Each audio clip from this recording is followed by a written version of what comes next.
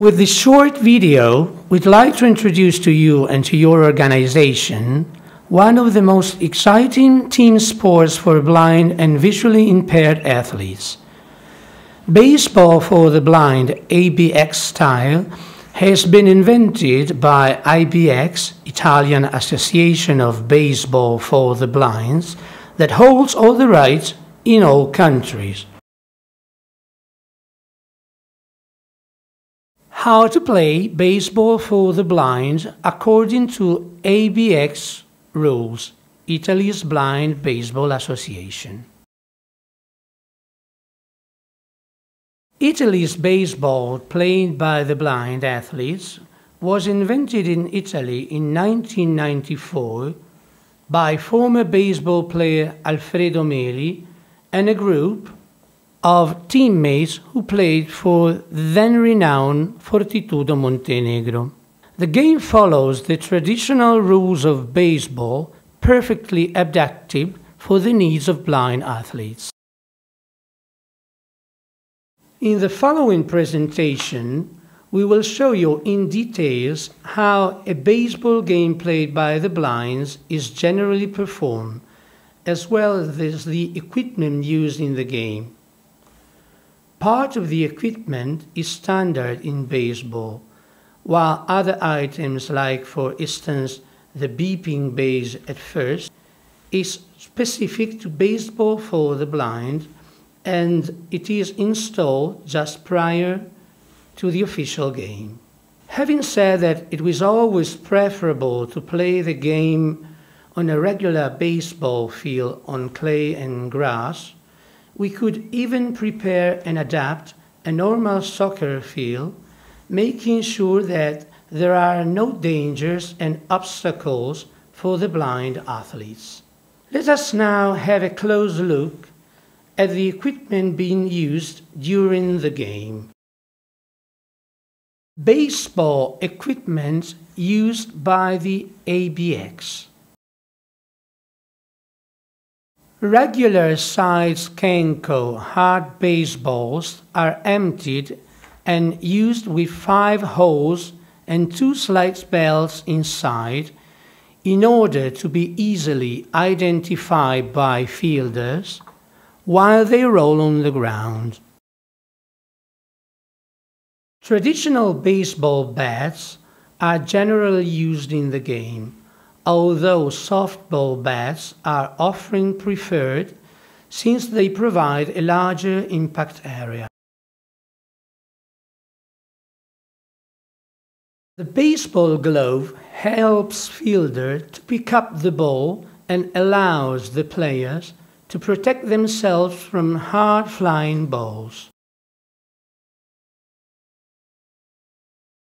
Plastic or wooden pedals lined with a single felt in second base or lined with 2 felts in third base are clapped by assistants at second and third base respectively, thus producing different sounds in order to orientate blind runners towards the base they are supposed to touch. You can see here the beeping base operated with hidden klaxon, all installed below the original first base bag, temporarily removed for the game. The baseball field. What you see in the graphic clearly identifies the partial field area which is used for the game. The actual playing field covers indeed the area between second and third base, and it stretches into the outfield, well over 60 meters from home plate, where the home run line is drawn.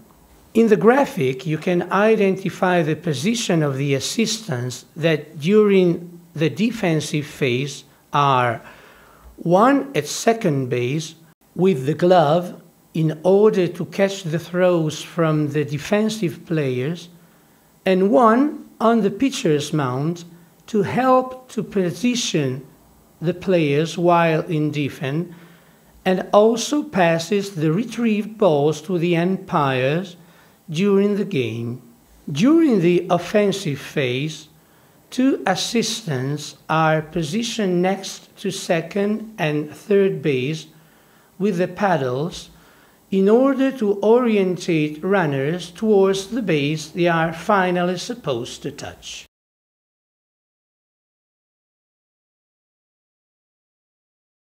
There are usually 4 umpires on the field during games. In the graphic, you can easily identify their positions while officiating. The first umpire stations near home plate, providing assistance to the batter and judging the runner's arrival at home plate coming from third base. The second umpire stations near first base and is in charge for activating the beeping base. The third umpire stations near second base and judges the batter runner's arrival at second base. The fourth umpire stations near third base and judges the runner's arrival from second. Let us now take a close look at the teams. Defensively, teams are formed by 5 blind or visually impaired blindfolded players, supported by a sighted defensive assistant who is in charge of leading the game, instructing fielders, and catching the throws made by the blind athletes. You can see in these pictures the Thunder's 5 team during a defensive phase. An umpire dressed in dark blue, a sighted assistant coach at second base, and farther on the right side, you will identify the defensive formation represented by 3 infielders and only 2 outfielders. The typical fielding formation basically contemplates a third base and a shortstop positioned exactly like in traditional baseball, while the position of the 3 outfielders completing the defensive line depends on the strategy used by the sighted assistant. However, the left fielders play in left field a few feet away off the clay area towards the left foul line. The center fielder plays at center, while the right fielder often plays next to second base.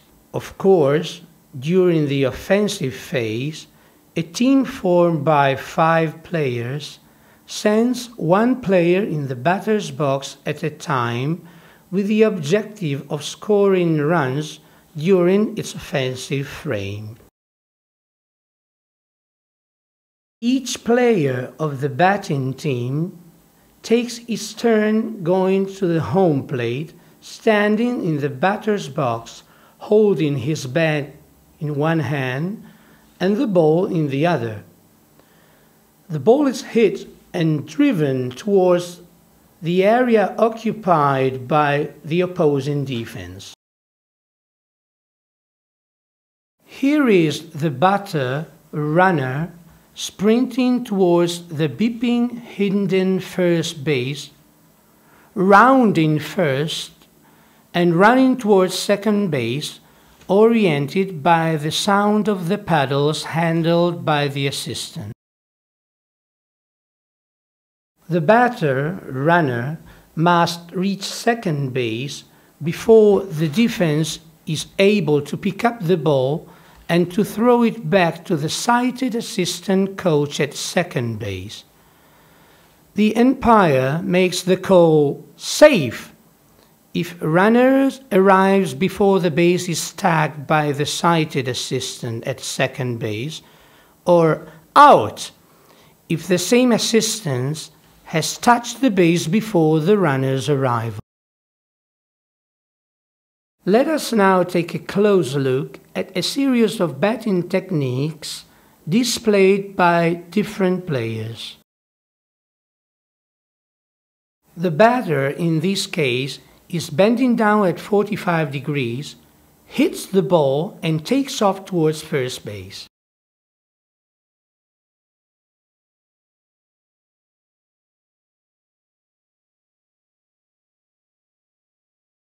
In this case, you can appreciate a strong girl. She takes advantage of her high rotation in order to impress maximum power to the ball. She smashes the ball and quickly takes off.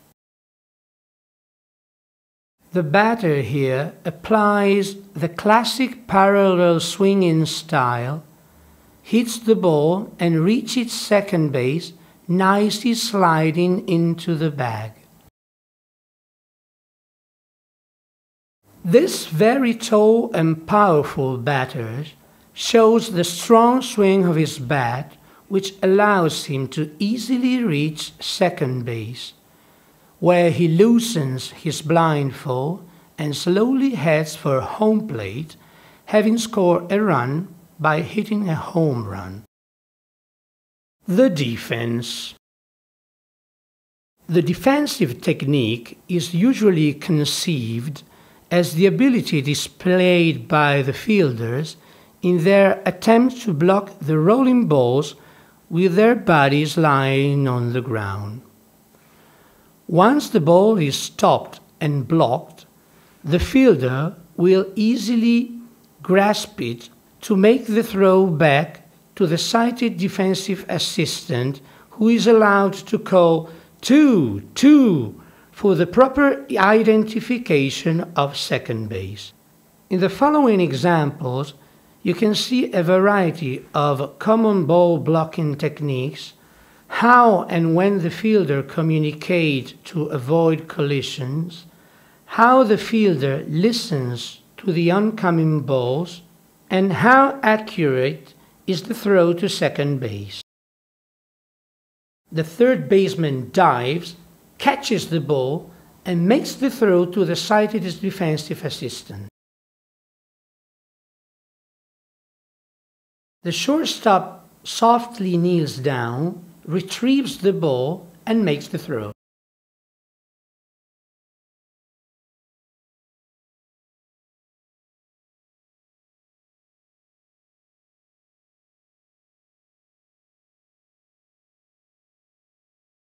This is a powerful hit that gets by the infielders, and it finally handled and caught by the outfielder.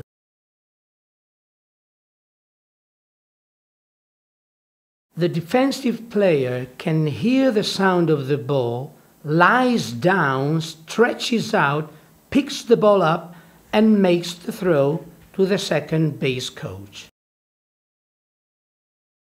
This is a typical example of mixed communication between two outfielders, which can lead to dangerous collisions. This is an accurate assistance made by the right fielder.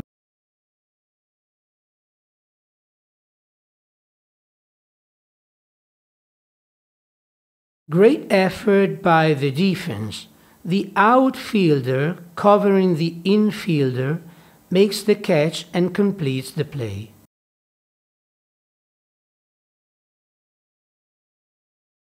The shortstop does it all by himself. He catches the ball and makes the throw. This is a nice throw into the defensive coach's glove, who makes 2 steps and touches the base. The batter hits the ball, the shortstop is ready, picks the ball, and makes the out at second. This is a hard batted ball, tracked and caught by the left fielder, who makes the out at second with an accurate throw. Let's take a look to several other playing situations. Here is a batter stepping into the batter's box with runners standing at second, waiting to run toward third base. After the umpire judges the hit fair, when the ball bounces at least once into the ground before crossing the line drawn between second and third base, identified by a nylon string, the runner at second starts moving toward third base, helped by the sound of the paddles. At the same time, the batter runner goes for second base. Here is a sequence of different runners going towards third base with the help of the coach clapping paddles. The runner, filmed from behind, is going towards third base. The run is smooth, and the umpire calls him safe.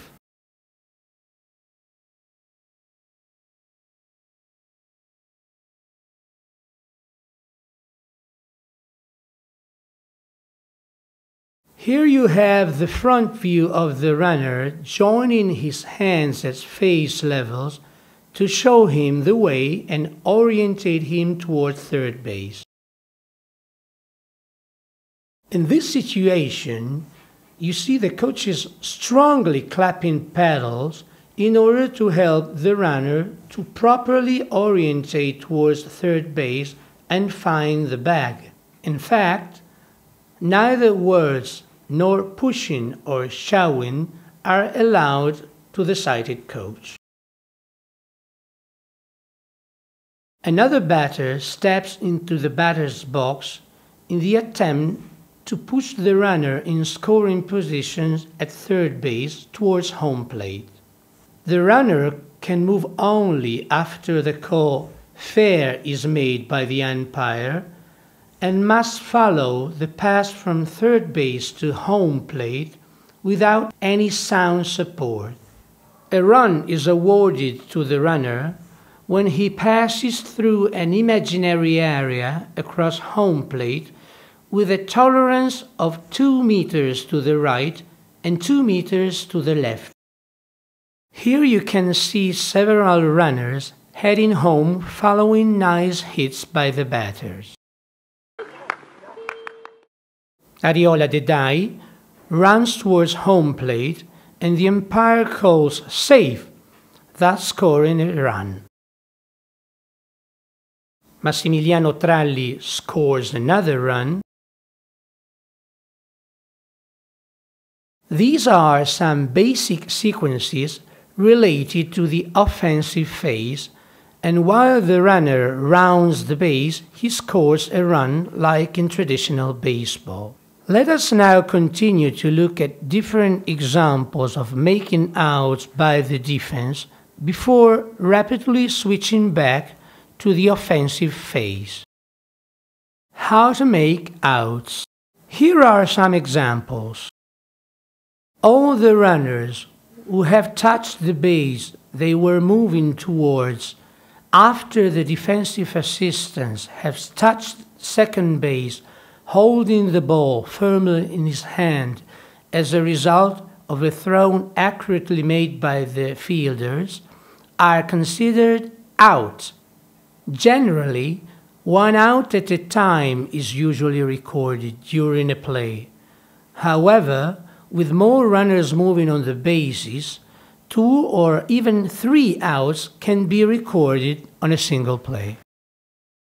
The batter who fails to hit the ball or hits it in foul territory during his regular 3 attempts at bat is considered out. The batter hitting a long flying ball that lands directly beyond the nylon string between second and third base is considered an out. As a matter of fact, for safety reasons related to the player's sake, the ball must be kept low. A batter hitting a good hit in fair territory that is directly retrieved by the sighted coach at second base, who must, however, keep his foot in solid contact with the base, is considered an out by rule. There are other rules and penalties during the offensive phase, by which the runner is considered out. If the runner rounds incorrectly the beeping base, then the umpire at first base is required to make the call. When the runner coming from third base misses the imaginary 4-meter goal across home plate, is considered out. Here you see this girl coming from third base missing the goal. When any runner fails to touch the flat rubber base he's trying to reach, is called out. If runners are given any verbal support by coaches, they are called out by rule. As a conclusion of this presentation, we hope that baseball played by the blind AIBXC will be soon adopted with our technical assistant by your sport association. During our long experience, we noted that visually impaired or blind athletes active in sports in general, but in particular those playing baseball, have developed a very fine sense of direction, sharpen their reading, and acquire courage and dynamism. In short, they enjoy a more autonomous life.